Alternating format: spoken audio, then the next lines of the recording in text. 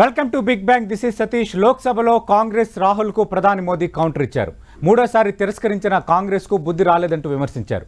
ఫలితాల్లో మా స్ట్రైక్ రేటే ఎక్కువ అంటూ అన్నారు. 2014 ముందు తర్వాత జరిగిన అభివృద్ధిపై ప్రధాని మోదీ కామెంట్స్ చేశారు.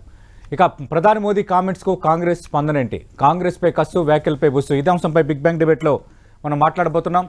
చర్చలో పాల్గొంటున్నారు బీజేపీ సీనియర్ నేత, ప్రస్తుతం ఆ పార్టీ రాష్ట్ర కార్యదర్శిగా ఉన్న ప్రకాష్ రెడ్డి గారు, అలాగే జాతీయ విశ్లేషకులు పెంటపాటి పుల్లారావు గారు ఢిల్లీ నుంచి జాయిన్ అవుతున్నారు.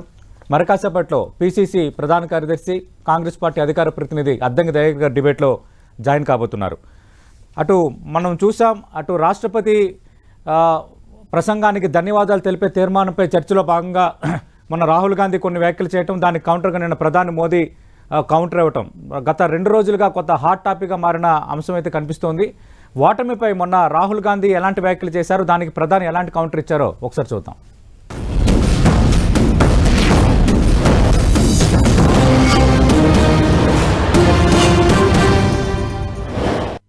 गुजरात में मैं गया, टेक्सटाइल ओनर्स के साथ मेरी बात हुई. मैंने उनसे पूछा नोटबंदी क्यों हुई, जीएसटी क्यों हुई. साफ बोला अरबपतियों की मदद करने के लिए जीएसटी और नोटबंदी की गई है. नरेंद्र मोदी जी अरबपतियों के लिए काम करते हैं. सीधी सी बात. मैं जाता रहता हूं और आपको गुजरात में हराएंगे इस बार.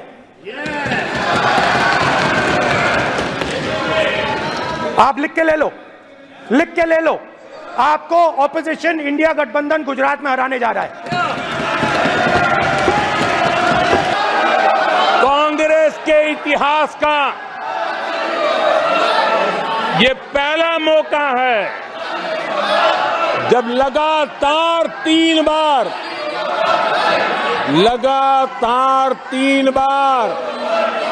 कांग्रेस 100 का आंकड़ा पार नहीं कर पाई है. कांग्रेस के इतिहास में ये तीसरी सबसे बड़ी हार है.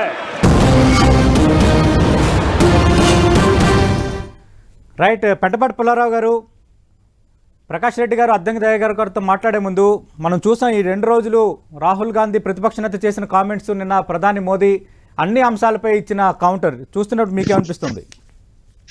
ఒకటి, మొన్న రాహుల్ గాంధీ మాట్లాడినప్పుడు ఆయన ఎవరు పెద్ద డిస్టర్బ్ చేయలేదు. ఆ 2 గంటల్లో మాట్లాడినిచ్చారు. ఏమన్నా చెప్తే కౌంటర్ ఇచ్చారు, కూర్చున్నారు.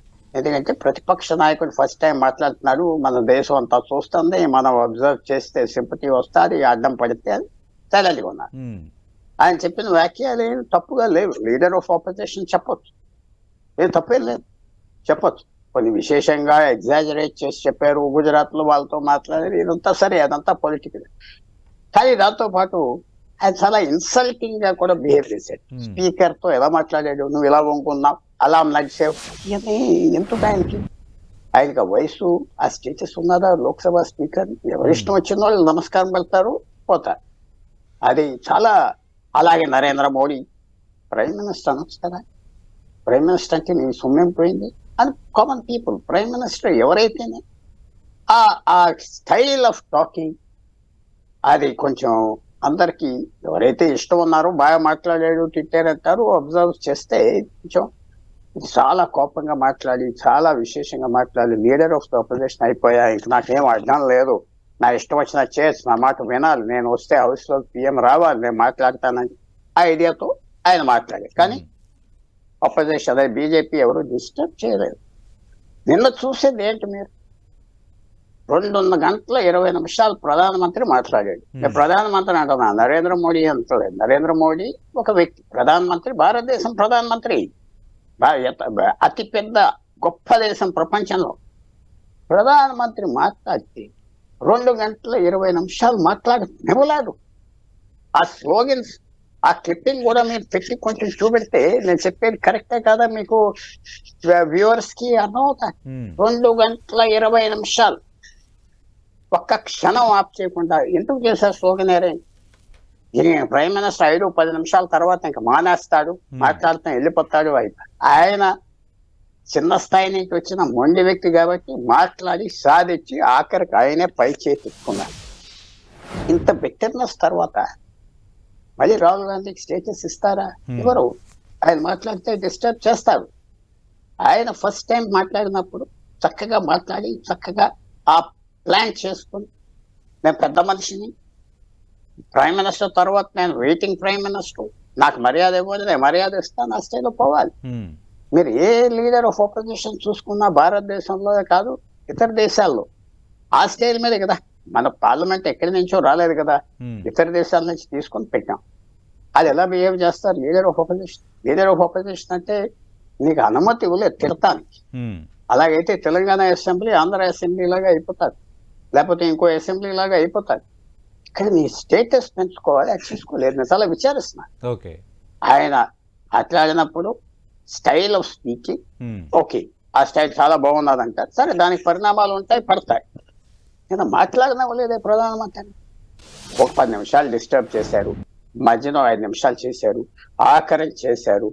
ఆయనే ఓకే ఏదో చేశారులే, చేయకపోయినా 2 గంటల 20 నిమిషాలు ఆ స్లోగనేరింగ్ చేశాక ఈయనకి ఏం మర్యాద గుర్తింపిస్తారు? మోడీ కూడా వార్నింగ్ ఇచ్చారు కదా, ఎలా చేయాలో ఇలాంటి ప్రవర్తనకి మాకు తెలుసు, ఆగవన్నారు. ఇంకా ఆఖరి కదా, ఆయనకి స్థానం ఎవరు కదా. ఆయన అనుకున్నది ఏదో నేను అయిపోయాను ప్రధానమంత్రి మీటింగ్ అనుకున్నాడు, తప్పది. పెరగాలి step by step. Leader of opposition ఆ స్థాయి తెచ్చుకోవాలి. ఆయన మాట్లాడితే గవర్నమెంట్ ఓకే సీరియస్ గా ఉన్నాడు, మనం ఎంతో వ్యాపారం చేద్దామని ఉండాలి. అది ఫెయిల్ అయిపోయింది. వ్యాఖ్యలు బాగా అన్నాడు, ఒక టీవీ డిబేట్ లో బాగా తిట్టాడు, బాగా తిడితే బాగున్నది, ఆయన ఏం చెప్పలేకపోయాడు. అది వేరు, అది కంటిన్యూయింగ్ ప్రాసెస్. ఇది కాదు కదా, మన జరిగింది ఈ 5 సంవత్సరాలు ఇంకంతే ఉంటుంది. పాడైపోయింది ఆ సమస్య. సరే ఎలక్షన్స్ వస్తాయి, మహారాష్ట్ర ఏ రాష్ట్ర సంవత్సరం అవి 3 నెలల్లో వీళ్ళు గెలిచే రాజవుతారు. ఉందినా ఇప్పుడు 5 సంవత్సరాలు మోడీ ఆయన ఏదో పాడు చేసుకుంటే సరే గవర్నమెంట్ ఉంటుంది కదా, మెజారిటీ లేదు, పడిపోతుంది. అయితే పివి నరసింహారావుకి 220, వీళ్ళకి 240. పివి నరసింహారావుకి ప్రీపోల్ అలయన్స్ లేదు, ప్రీపోల్ అలయన్స్ 40 ఎంపీలు ఉన్నారు, ఈయనకి ఎలా పడిపోతుంది? అవన్నీ కొంచెం ఆలోచించి చేయాలి. వచ్చిన ప్రాబ్లం ఏంటంటే లీడర్ ఆఫ్ ఆపోజిషన్ చాలా విశేషమైన పదవి, నువ్వు పెరగొచ్చు, విశేషంగా పెరగొచ్చు. నీ పార్టీ నీ చేతిలో ఉన్నది, ఎవరు అడ్డం పడరు. 99 ఎంపీలు ఉన్నారు, మిగతా వాళ్ళని సరి చేసుకుంటావు. బీజేపీ కూడా నీకు మర్యాద ఇస్తాను, దేశం అంతా విశేషమైన మనిషి వచ్చేది మన నాయకుడు. ఇప్పుడు అలా అవలేదే, నేనంతా ఇంకా గొడవలు అయిపోయింది కదా, ఇంకా వాల్యూ పోయింది కదా. నేను అదే చెప్పాను, మీరు ఏమన్నాడో దానికంటే ఆ ప్రవర్తన ఆఖరణ. నన్ను నరేంద్ర మోడీ స్పీచ్ అయిపోయే 5 నిమిషాలు 10 నిమిషాల ముందు ఆ కెమెరా చూస్తే డిఫీట్ అయిపోయారు కాంగ్రెస్ పార్టీ అపోజిషన్.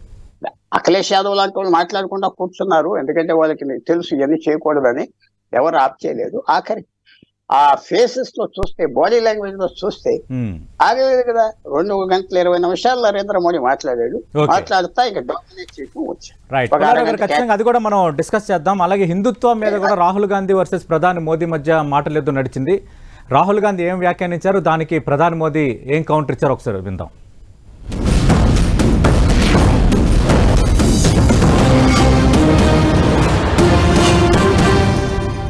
24 घंटा हिंसा हिंसा हिंसा, नफरत नफरत नफरत, असत्य सत्य असत्य।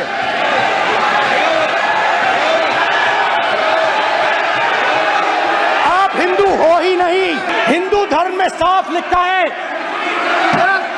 सत्य के साथ खड़ा होना चाहिए, सत्य से पीछे नहीं हटना चाहिए, सत्य से नहीं डरना चाहिए। अहिंसा हमारा प्रतीक है। अभय मुद्रा। हिंदू हिंसक होते हैं, ये है आपके संस्कार, ये है आपका चरित्र, ये है आपकी सोच, ये है आपकी नफरत। इस देश के हिंदुओं के साथ ये करने में आदरणीय सभापति जी, ये देश शताब्दियों तक इसे भूलने वाला नहीं है। రైట్ ప్రకాష్ రెడ్డి గారు, మొన్న రాహుల్ గాంధీ వ్యాఖ్యలు నిన్న ప్రధాని మోదీ ఇచ్చిన కౌంటర్ మనం ఇప్పుడు చూసాం. అలాగే హిందుత్వకు సంబంధించి మాట్లాడిన వ్యాఖ్యలు కూడా చూసాం. దానిపై మొదట మీ స్పందన ఏంటి సార్? ముందు పెద్దందరికి నమస్కారం సతీష్ గారు. ప్రకాష్ రెడ్డి గారు ప్రస్తుతం డిబేట్ లో జాయిన్ అయ్యారు. PCC ప్రధాన కార్యదర్శి, కాంగ్రెస్ పార్టీ అధికార ప్రతినిధి అద్దంకి దయాకర్ గారు, మీరు మాట్లాడండి సార్. ప్రకాష్ రెడ్డి గారు. ముందు పెద్దలకు నమస్కారం, దయాకర్ గారికి కూడా. పుల్లారావు గారు చెప్పిన దాన్ని కొనసాగింపుగా ఒక మాట చెప్తాను సార్. నిన్న వారు చెప్పిన దాన్ని కొనసాగింపుగా నిన్న దేశమంతా చూసింది. ఇప్పుడు కెమెరాలు వచ్చినాయి, కనపడుతుంటుంది, సోషల్ మీడియా కనపడుతుంటుంది. అర్థం చేసుకోవాలి లీడర్ ఆఫ్ అపోజిషన్ రెచ్చగొడుతున్నట్టు, తలకాయతో ఊపుతూ రెచ్చగొడుతున్నట్టు కనిపిస్తున్నటువంటి వారు చూసిన తర్వాత, సీన్ చూసిన తర్వాత పార్లమెంట్ లోపల ఇంకా రోడ్డు మీద పంచాయతీ అంటే భారతదేశ ప్రజాస్వామ్యాన్ని రోడ్డు పాలు చేసిండు, గల్లీ గుండా పాలు చేసి, గల్లీ గుండాలు ఎట్లయితే చూసుకోండి రా అని ఉచికాయిస్తారు కదా సినిమాలలో కనపడుతుంటాం మనకు, ఆ స్థాయికి దిగజార్చినటువంటి పరిస్థితి ఈ రోజు భారత పార్లమెంట్ లో కనపడింది. సీన్ కనపడింది, అది చూస్తే బాధ అనిపిస్తుంది. అది అంటే నిన్న పార్లమెంటులో ఒకరోజు మేము బాగా ఆధిపత్యం చేసిన చిన్నపిల్లలకు ఒక సైకలాజికల్ ప్రాబ్లం ఉంటుంది. నేను ఈరోజు బాగా తిట్టినా, మా ఫ్రెండ్ బాగా తిట్టినా అంటే ఇమ్మీడియట్ సాటిస్ఫాక్షన్, ఒక సైకలాజికల్ సాటిస్ఫాక్షన్, తిట్టేసిన నేను అని. కానీ దాన్ని తిట్టడం వల్ల ఏమొచ్చింది, దేశానికి ఏమొచ్చింది, ప్రజలకు ఏమొచ్చింది, ఆయనకి ఏమొచ్చింది అంటే తెల్లారి మారుతుంది. ఒక గంట అయిపోయిన తర్వాత సీన్ మారిపోయింది, మొత్తం మారిపోయింది కదా, మొన్నటికి మొత్తం కూడా. కాబట్టి ఈ రకమైనటువంటి వ్యవహార శైలి భారత పార్లమెంట్ లో నడవదు. ప్రజాస్వామ్యం ఈ విధంగా నడవదు. ఈ విధంగా నడిపితే కాంగ్రెస్ పార్టీకి అధోగతి పాలవుతుంది. అది వాళ్ళ ఇష్టం, అది వాళ్ళ చర్చ, వాళ్ళ ఇష్టం. అది రెండో విషయం, మీరు అడిగారు హిందూ సమాజం గురించి. ఆయన తర్వాత బీజేపీ హిందూ యువత, బీజేపీ ఇది కాదు, బీజేపీ హిందువులు కాదని తర్వాత సవరించుకున్నాడు. జో హిందూ నామ్సే అంటే ఎవరైతే హిందూ పేరు చెప్పుకొని ఉంటారో వాళ్ళు నఫరత్ ఫైలాయిస్తారు, వాళ్ళు అంటే అసత్యాన్ని మాట్లాడతారు, ఎవరైతే హిందూ అని చెప్పుకుంటారో అన్నాడు. ఈ దేశంలో 100 కోట్ల మంది నేను హిందువుని అని చెప్పుకుంటారు సార్. అందుకోసం ప్రధానమంత్రి గారు చెప్పారు, నేను హిందూగా గర్వపడుతున్నాను వివేకానందుడు చెప్పాడు. కాబట్టి వివేకానందుడు నఫరత్ ఫైలాయించాడు, వివేకానందుడు ప్రజల లోపల అసత్యాన్ని ప్రచారం చేశాడు. ఇదే కదా ఆయన చెప్పదలుచుకుంది. 103 సంవత్సరాలు దాటిపోయి చికాగో నగరంలో ఒక ఉపన్యాసం. మరి రోజు నేను గర్వంగా హిందువునని చెప్పుకుంటున్నా, ఆ పదం ముందు మాట్లాడేసినాడు. అంటేనే అంతరాంతరాలలో ఆయన మనసులో ఉన్నటువంటి మాటలు బయటకు చెప్పేశాడు. ఆ తర్వాత డ్యామేజ్ కంట్రోల్ కొంత ఇబ్బంది అవుతుందేమో అనుకుని ఈ బీజేపీ వాళ్ళ సై హిందూనయ్యి అని మళ్ళీ మొదలు పెట్టాడు. అంటే నువ్వు ఈ దేశానికి ఏం చెప్పినావంటే హిందూ ఒక అసత్యవాది, హిందూ ఒక తీవ్రవాది, హిందూ ఒక అరాచకవాది అని చెప్పినావు. ఇది అర్థం చేసుకోవాలి, ఈ దేశ ప్రజలు అర్థం చేసుకుంటారు. హిందువులు అరాచకవాదుల, ఈ ప్రపంచం మొత్తంలో ఎవరు అరాచకవాదులో, ఎవరి మళ్ళీ ఇస్లాం గురించి కూడా మాట్లాడాడు ఆయన, క్రిస్టియానిటీ గురించి కూడా మాట్లాడాడు. ఈ ప్రపంచంలో ఎవరు అరాచకవాదులో, ఎక్కడ యుద్ధాలు జరుగుతున్నాయో, ఎక్కడ బాంబు దాడులు జరుగుతున్నాయో, ఎక్కడ నరకం అనుభవిస్తున్నారో, అంతేందుకు ఈ దేశంలో కూడా ఎక్కడైతే ముస్లింలకు 20% దాటారో అక్కడక్కడ ప్రాంతాలలో ఏ రకంగా ఈ రోజు ప్రజలు అనుభవిస్తున్నారో, కష్టాలు, బాధలు, నష్టాలు ఏ వర్గాలు అనుభవిస్తున్నాయో ప్రజలు చూస్తూనే ఉన్నారు. ఈ దేశం చూస్తూనే ఉంది, ప్రపంచం కూడా చూస్తుంది కదా. బెంగాల్లో ఏం జరుగుతుందో ప్రపంచం చూస్తుంది. కాశ్మీర్ లో 5 లక్షల మంది పండితులను చంపిన ఒక ముస్లిం అనే పదవి ఉపయోగించడం కరెక్ట్ కాదు, కానీ ఆ మూక జీనోసైడ్ అంటాం కదా, దాన్ని ఒక జాతిని నశింపజేయడం కోసం జరిగిన మారణకాండ ఈ దేశం విట్నెస్ చేసిందండి.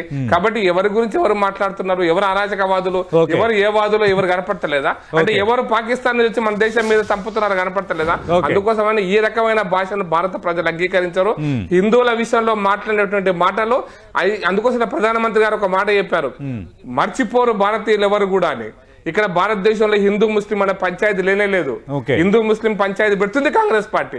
అందుకోసం ప్రధానమంత్రి గారు చెప్పారు, దక్షిణ భారతదేశం, ఉత్తర భారతదేశం, తూర్పు, పశ్చిమ, మాకు ఆంధ్రప్రదేశ్కి ఇచ్చావు, తమిళనాడుకి ఇవ్వలేదు, ఇంకో గుజరాత్కి ఇచ్చావు. అరే గుజరాత్ మీద కూడా నఫరతా?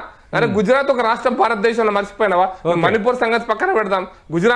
గుజరాత్ లో ఎందుకు ఇచ్చారో తెలంగాణకి, దక్షిణ భారతదేశం, ఈ ద్రవిడ చేశారు. నేను ఒక మాట చెప్తా ఫైనల్ గా, నెహ్రూ కాలం నుంచి ఈ రోజు దాకా ద్రవిడులు వేరు, ఆర్యులు వేరు. ఉత్తర భారతీయులంతా ఆర్యులు, దక్షిణ భారతీయులు ద్రవిడులు అనేటువంటి అయితే 2 జాతి సిద్ధాంతాన్ని కాంగ్రెస్ పార్టీ దేశంలో తీసుకొచ్చిందో ఆ రోజే కాంగ్రెస్ పార్టీ ఈ జాతికి, దేశానికి, సమాజానికి ద్రోహం చేసింది. ఈ ఆర్య ద్రవిడ సిద్ధాంతాన్ని చరిత్రలో చెప్పినటువంటి రష్యన్ కమ్యూనిస్ట్ భావజాలం కావచ్చు, ఇస్లామిక్ భావజాలం కావచ్చు, దీన్ని నమ్ముతున్న కాంగ్రెస్ పార్టీని భూస్థాపితం చేయాలి దేశంలో. భూస్థాపితం చేసే దేశం నిలబడదు. భూస్థాపితం చేయకపోతే రాహుల్ గాంధీ లాంటి వాళ్ళు భూస్థాపితం చేయకపోతే సిద్ధాంతాన్ని భూస్థాపితం చేయకపోతే ఈ జాతి నిలబడదు, దేశం నిలబడదు. లీడర్ ఆఫ్ అపోజిషన్ గా రాహుల్ గాంధీ తీరు సరిగ్గా లేదు, ప్రెజెంటేషన్ గానీ, ప్రధాని ఉద్దేశించి చేసిన వ్యాఖ్యలు కానీ సరిగ్గా లేదు. ఈ అంశాలు ఇప్పుడు అటు పుల్లారావు గారు ఉన్నారు, అలాగే నిన్న ప్రధాని మోదీ మాట్లాడారు, ఈరోజు ప్రకాష్ రెడ్డి గారు చేసిన వ్యాఖ్యలు మీరు విన్నారు. అలాగే అబద్ధాలు మాట్లాడారు, పిల్ల చేష్టలు చేశారు, హిందువులను అవమానించారు, ఇది భారతీయ జనతా పార్టీ పాయింట్అవుట్ చేస్తున్న అంశాలు. ఏం చెప్తారు సార్ నేను ప్రధాని స్పందన? గుడ్ మార్నింగ్ సతీష్ గారు, గుడ్ మార్నింగ్ అండి. పెద్దలు పుల్లారావు గారికి, ప్రకాష్ రెడ్డి గారు. ఇప్పుడు బీజేపీకి నచ్చకపోతే దేశానికి నచ్చరని కాదు కదా. వాళ్ళు పార్లమెంటును ప్రతిపక్ష వ్యతిరేక హౌస్ గా మార్చి కుట్ర మొదలు పెట్టిండ్రు ప్రశ్నిస్తే. మోదీ హిందూ అని చెప్పుకుంటాడు, అరాచకాలకు కేంద్ర బిందువు అవుతాడు.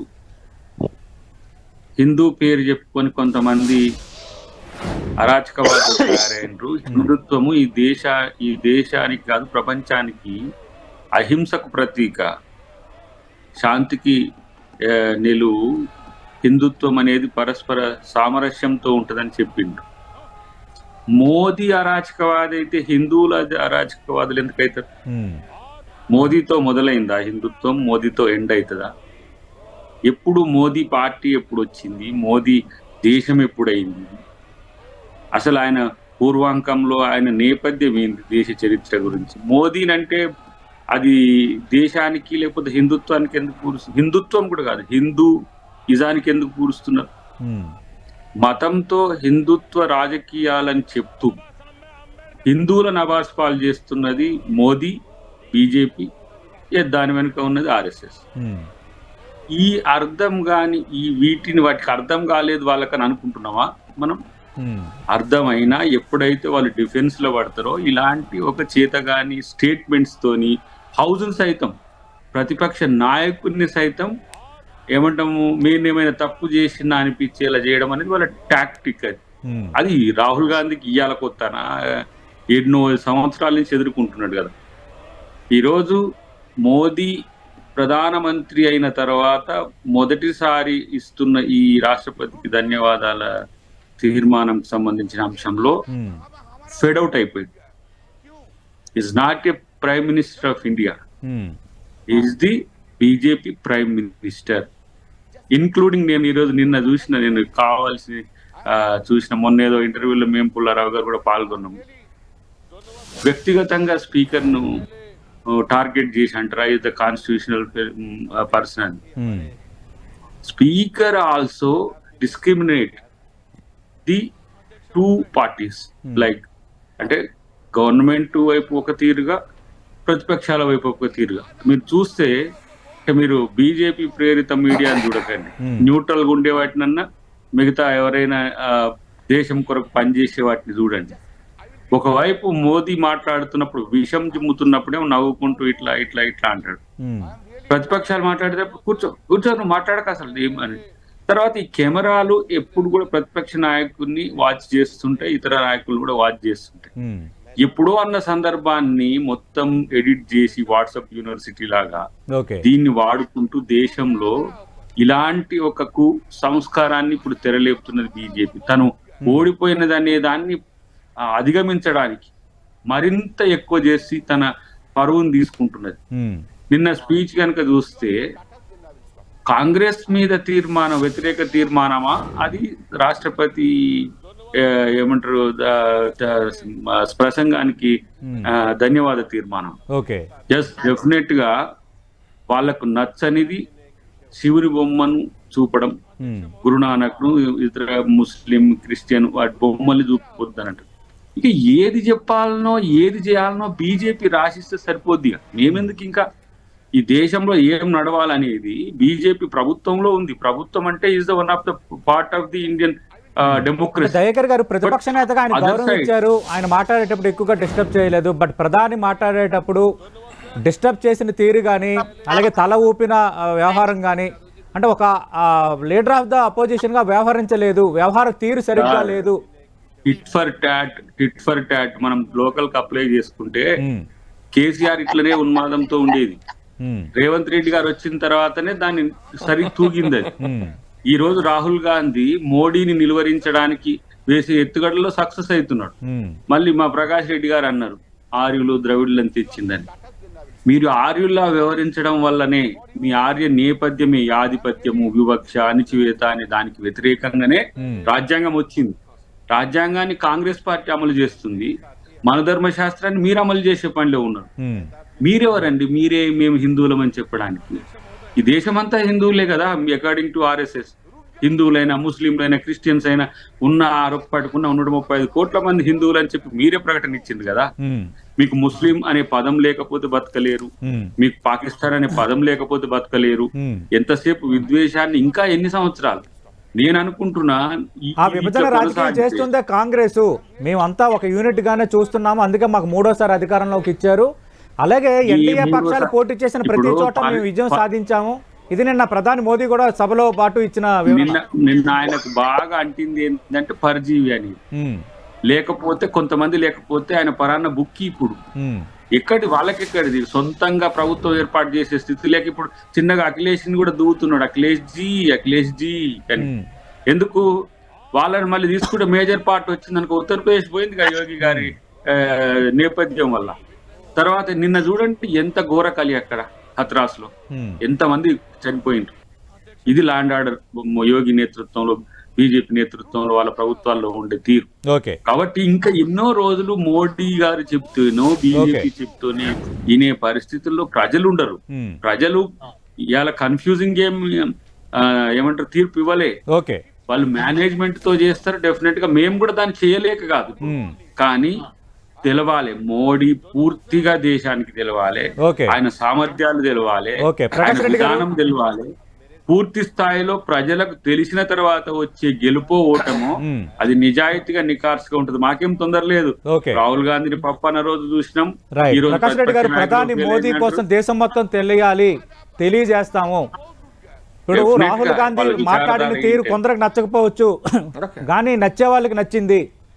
సరైన రీతిలోని అన్ని అంశాలని తెర ముందుకు తెచ్చారని వెల్కమ్ చేసే వాళ్ళు కూడా ఉన్నారు అంటున్నారు దయాకర్ గారు. కరెక్ట్, వెల్కమ్ చేసే వాళ్ళు కూడా ఉన్నారు. పాకిస్తాన్ లో ఉన్నారు, పాకిస్తాన్ లో ఉన్నారు, ఇంకో భారతదేశానికి వ్యతిరేకంగా పనిచేసేటువంటి చైనాలో ఉన్నారు, ఇంకో దేశాల్లో తప్పకుండా ఉన్నారు. వాళ్ళని గౌరవించే వాళ్ళు ఉన్నారు. వాళ్ళని ఎత్తికెక్కిన ఆహా ఎంత బాగా మాట్లాడాడు, మోడీ గారిని ఎంత ఎక్స్పోజ్ చేసేట్టున్నారు. పాకిస్తాన్ గడ్డ మీద ఉన్నారు, చైనా గడ్డ మీద ఉన్నారు. ఈ దేశ వ్యతిరేక శక్తుల అందరి మనసులలో ఈరోజు అమిత్ షా గారు, మన వీరు రాహుల్ గాంధీ గారు చాలా స్పష్టంగా ఉన్నారు. నేను కాదంటలేను. ఒకటి రాహుల్ గాంధీ గారు ఉన్నారు, నెంబర్ 1. నెంబర్ 2, నిన్న దయాకర్ గారు మాట్లాడుతారు మోడీని అంటే కోపం ఎందుకని. నిన్న మోడీని ఫస్ట్ అనలేదు. హిందువులని చెప్పుకునే వాళ్ళు, తమకి తాము హిందువులని చెప్పుకునే వాళ్ళు అనే పదం ఉపయోగించారు. పార్లమెంట్ రికార్డ్ ఏమి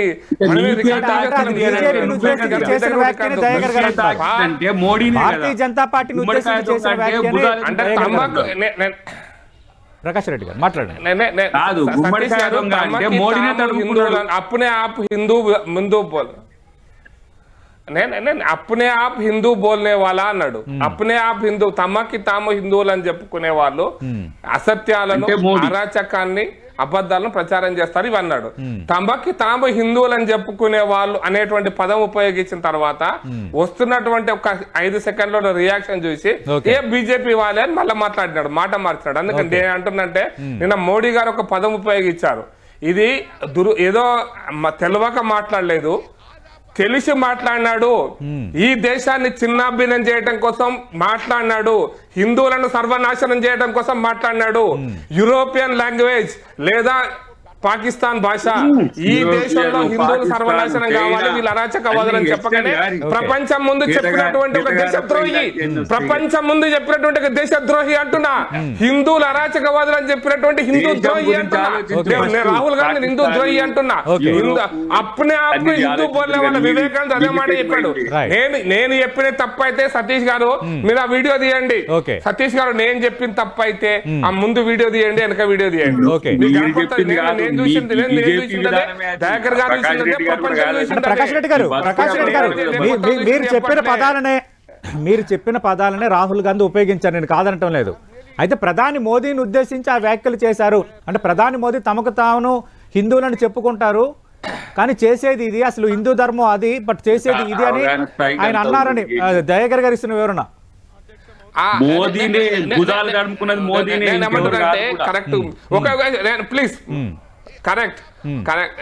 నేనేమంటా ఒక్క పదం ముందు మోడీ గారు తనకి తాను హిందూ అని చెప్పుకుంటాడు అనే పదం ఉపయోగించలే. ఒక ప్రతిపక్ష నాయకుడు పార్లమెంట్ లో పదవి ఉపయోగించాలి. అది అజాగ్రత్త కాదు అంటున్నా నేను. ఉద్దేశపూర్వకంగా అంటున్నా, అజాగ్రత్తగా అనలే, ఉద్దేశపూర్వకంగా నేను అంటున్నా. ఉద్దేశపూర్వకంగా ప్రధాని మోదీని ఉద్దేశించి రాహుల్ గాంధీ వ్యాఖ్యలు చేశారని కాంగ్రెస్ అంటోంది. ఉద్దేశపూర్వకంగానే చేశారు, ఆయనలో ఉన్న ఆ భావన బయటకు వచ్చేసిందని భారతీయ జనతా పార్టీ అంటుంది. ఈ వ్యాఖ్యలు పైన మీ కామెంట్ ఏంటి? ఇద్దరు హాఫ్ నిజం ఉన్నది ఇద్దరులో, తప్పదు. ఎందుకంటే పార్లమెంటరీ డిబేట్ లో మీరు అన్న మాటనే నేను వాడుకుంటా. పార్లమెంట్ లో మీరు మాట్లాడింది ఎంత క్విక్ గా నేను రిప్లై చేయగలను, ఎలా వాడుకుంటా, అది పార్లమెంటరీ డిబేట్. తప్పకుండా 50% కరెక్ట్ అవ్వచ్చు. రాహుల్ గాంధీ గారు చెప్పిన నేను ఇందాక కూడా చెప్పా, కొన్ని విషయాలు మాట్లాడాడు. 100% గవర్నమెంట్ లేచి చేయాలి. కానీ ఒక్క సబ్జెక్ట్ దగ్గరికి ఎందుకు వస్తున్నాడు? హిందూస్ అది తప్పు అనుకుంటున్నా. ఆయన పెరగటానికి కూడా విన్నవాళ్ళు పూర్తిగా వినరు కదా. ఓహో వీళ్ళు దయాకర్ గారు చెప్పారు, రెస్పెక్ట్ అవన్నీ ఉన్నాయి మన రాష్ట్రానికి అందరికీ ఆయన తెలుసు. కానీ అవి అందరూ వింటారా? ఏదో అన్నారే అది వస్తుంది. పార్లమెంటరీ డిబేట్ లో నువ్వు ఏం మాట్లాడుతున్నావో, ఏం ప్రవర్తిస్తున్నావో, నువ్వు నవ్వుతున్నావా అందరు చూస్తారు. ఆ రిమార్క్ అది చాలా జాగ్రత్తగా ఉండాలి. ఆలిఫైనవి సరే మోడీ గారిని కూడా అన్నది అలా అడ్వాంటేజ్ తీసుకున్నారు, ఆ సెంటెన్స్ తీసుకున్నారు. అది అన్యాయం అవుతుంది. పార్లమెంటరీ డిబేట్ లో ఉన్న నువ్వు మాట్లాడకుండా కూర్చుంటే నీకేం చెడు జరగదు. నువ్వు నోరు ఇప్పేవా, నువ్వు మంచి అవ్వచ్చు, చెడ్డ అవ్వచ్చు. సైలెంట్ గా ఉన్న వాళ్ళు ఏం దెబ్బతినలేదు పార్లమెంట్ లో. సైలెంట్ గా ఉన్న వాళ్ళు పివి నరసింహారావు ఏం దెబ్బతిన్నారు? ఏం దెబ్బతినలేదు. మన్మోహన్ సింగ్ 10 సంవత్సరాలు చేశాడు, ఏం బయటకు వచ్చాడు? 10 సంవత్సరాలు మాట్లాడకుండా బయటకు వచ్చాడు. నువ్వు మాట్లాడేది అదర్ సైడ్ వాడుకుంటారు. నువ్వు ఇష్టం వచ్చినట్టుగా చెప్తే మంచిది, అది వాడుకుంటారు కదా. అది నేను చెప్పేది. ఆ సెంటెన్స్ ఆ కాంటెక్స్ట్ తీసుకొని వాడుకున్నారు. ఇంత క్రిటిసైజ్ చేసింది అన్నీ మర్చిపోయాడు. కొన్ని విషయాలు మర్చిపోయాడు. జనం అదే గ్యాప్ వచ్చింది. వాళ్ళు అడ్వాంటేజ్ తీసుకుంటారు. తర్వాత మెయిన్ థింగ్ నేను ఇందాక కూడా చెప్పింది ఏంటంటే, మీరు ఫస్ట్ డే 1 డే 2 తీసుకున్నారు అంతే కదా. అవును, ఫస్ట్ డే ఇప్పుడు వాయిదా పడిపోయింది.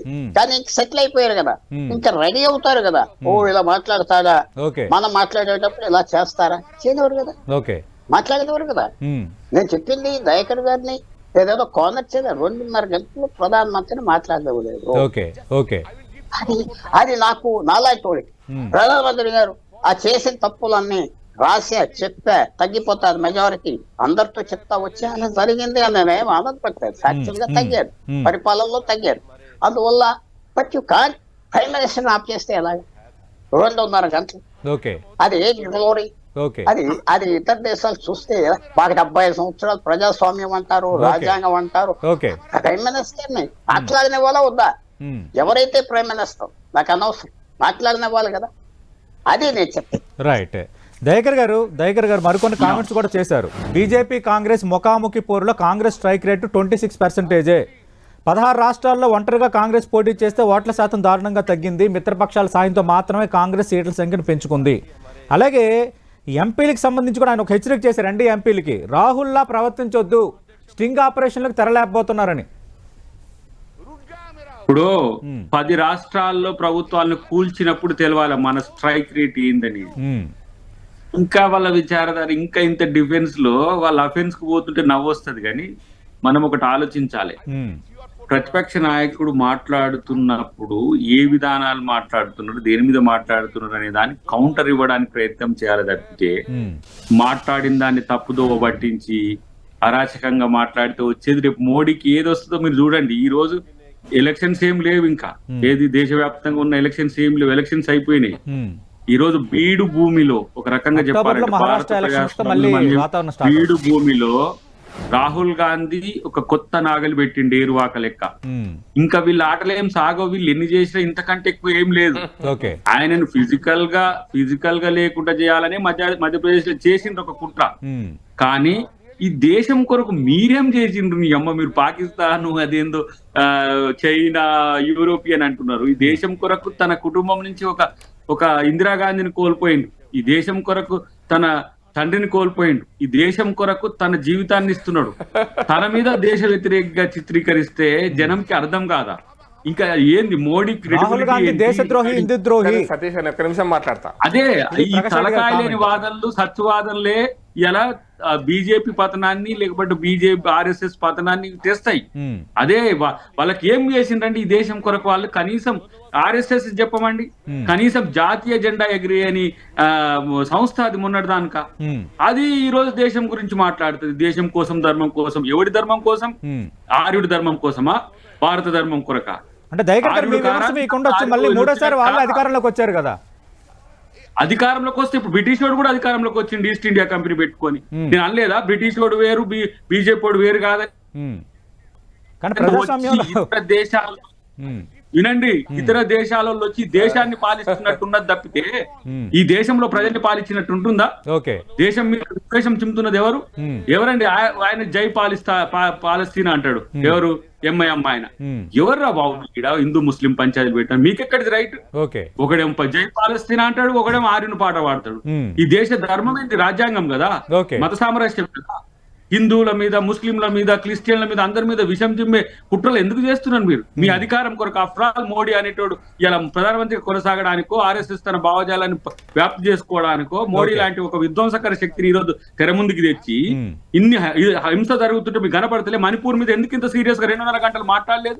56 ఇంచుల జాతి ఇలా ఇంత మోషన్ పెట్టా కూడా దాన్ని పక్కన పెట్టింది కదా. ఈ రోజు ఉంటది చూడండి, ఈ రోజు పార్ట్ 2 ఉంటది రాజ్యసభలో. ఎవరు? మల్లికార్జున్ ఖర్గే ఉంటాడు ఆడ. అప్పుడు తెలుస్తుంది ఆర్యులు ఏంది అనేది. ప్రకాష్ రెడ్డి గారు చర్చను ముగించే ముందు అంటే ఇదే వాతావరణం చూడబోతున్నావా? వినండి, ఆర్యుల వాదిరిగా మీరున్నారు. ఎక్కడి నుంచో వచ్చిన వాళ్ళు ఈ దేశాన్ని పాలిస్తున్నారు. ఓకే, ఆ రోజు ఎవరు ఖర్గే గారు నోరు నిలబడాలి. దేశ ప్రజలు చూస్తున్నారు. సతీష్ గారు దేశ ప్రజలు చూస్తున్నారు. మోడీ గారు చెప్పారు దక్షిణ భారతదేశం, తమిళం, పశ్చిమం, ఉత్తరం దేశం, ఈ దేశాన్ని చిన్న భిన్నంగా చేసేటువంటి నెహ్రూయన్ హిస్టరీ.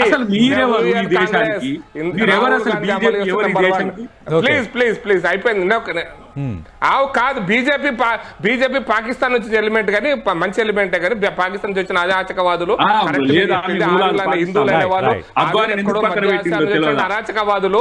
హైదరాబాద్ లో ఉన్న మనమే ద్రవిడులము, వాళ్ళు వచ్చి దోసుకపోయారు. అది మరి మంచి మాట మరి చెప్పారు. భారతదేశం చూస్తుంది.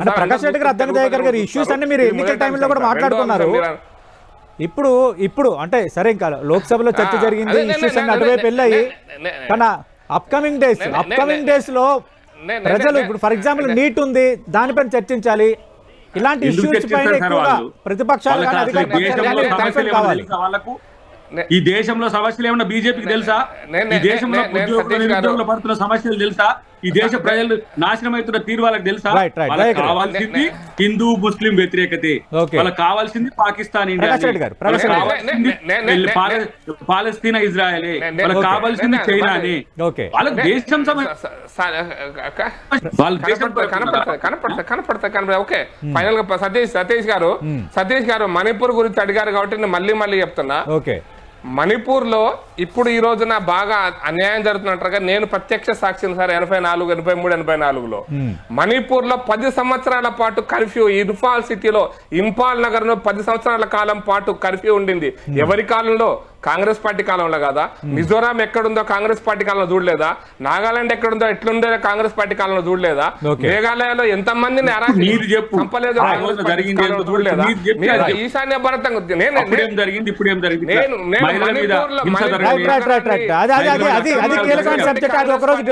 అది ఒకరోజు డిస్కస్ చేద్దాం ఇన్ డీటెయిల్ గా. అది ఒకరోజు ఖచ్చితంగా సమస్యల గురించి మాట్లాడుకుంటున్నప్పుడు మణిపూర్ నిన్న పార్లమెంట్ రిజాల్వ్ చేస్తుండేనా? ఏ అరాచక శక్తులు పార్లమెంట్ లో అడుగు పెట్టినాయో అరాచక శక్తులకు కారణమైనటువంటి సిద్ధాంతపరంగా ఈ దేశంలో.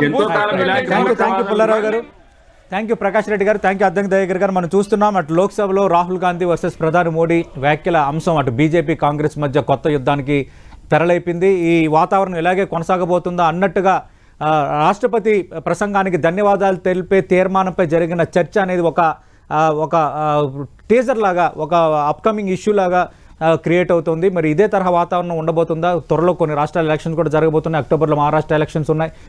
కంటిన్యూగా కొన్ని ప్రధాన రాష్ట్రాల ఎలక్షన్స్ స్టార్ట్ చేయబోతున్నాయి. కాబట్టి ఇష్యూస్ ఎంతవరకు ఇంపాక్ట్ చూపించబోతున్నాయి అనేది అత్యంత కీలకం. ఇది వాటి బిగ్ బ్యాంగ్ డిబేట్.